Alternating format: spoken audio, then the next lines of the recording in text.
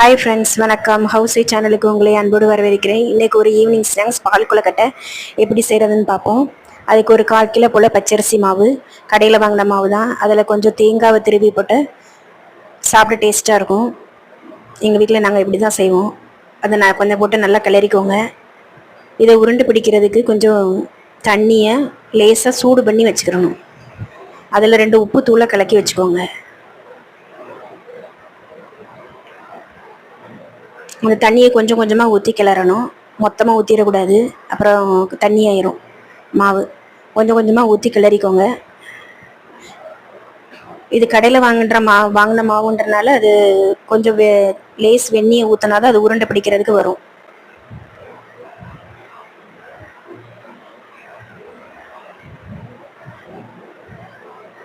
இப்படி உருண்டை பிடிச்சி வச்சுக்கோங்க. இதை விட சின்ன உருண்டையாகவும் உருட்டலாம். நம்மளுக்கு இவ்வளோதான் பொறுமை.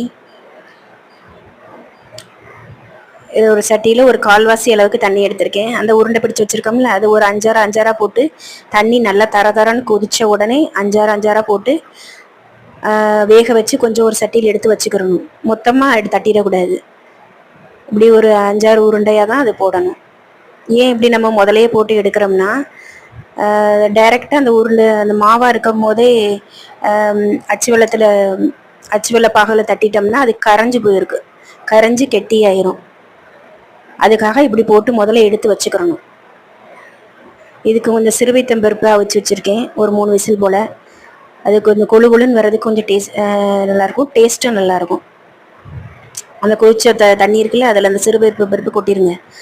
300 போல் அச்சு வெல்லம் தட்டியிருக்கேன், அதையும் அதில் போட்டுக்கோங்க. போட்டுட்டு கொஞ்சம் கொதிக்கட்டும். 2 ஏலக்காவை தட்டி அதில் போடணும். தண்ணி நல்லா தரன்னு கொதிச்ச உடனே அந்த ஏற்கனவே வேக வச்சு வச்சுருக்கோம்ல, அந்த கொழுக்கட்டை உருண்டை எடுத்து அதில் போட்டுக்கிறணும். அவ்வளோதான் ஃப்ரெண்ட்ஸ், கொழுக்கட்டை ரெடி ஆயிரும். இன்னும் கொஞ்சம் ஒரு 5 நிமிஷம், ஒரு 7 நிமிஷம் வேகட்டும் ஃப்ரெண்ட்ஸ். கொஞ்சம் மாவு எடுத்து அதில் கரைச்சி ஊற்றிக்கோங்க, பச்சரிசி மாவை. என்கிட்ட இவ்வளோ தான் மாவு இருந்துச்சு. நீங்கள் இன்னும் கொஞ்சம் கரைச்சி ஊற்றினாலும் ஊற்றலாம். அவ்வளோதான் ஃப்ரெண்ட்ஸ். இது கொஞ்சம் தண்ணியாக இருக்கிற மாதிரி தெரியும், ஆனால் நேராக கெட்டியாயிரும். முதலையே ரொம்ப கெட்டியாக செஞ்சிட்டோம்னா அப்புறம் ரொம்ப கெட்டியாயிரும். ஓகே ஃப்ரெண்ட்ஸ், தேங்க்ஸ் ஃபார் வாட்சிங்.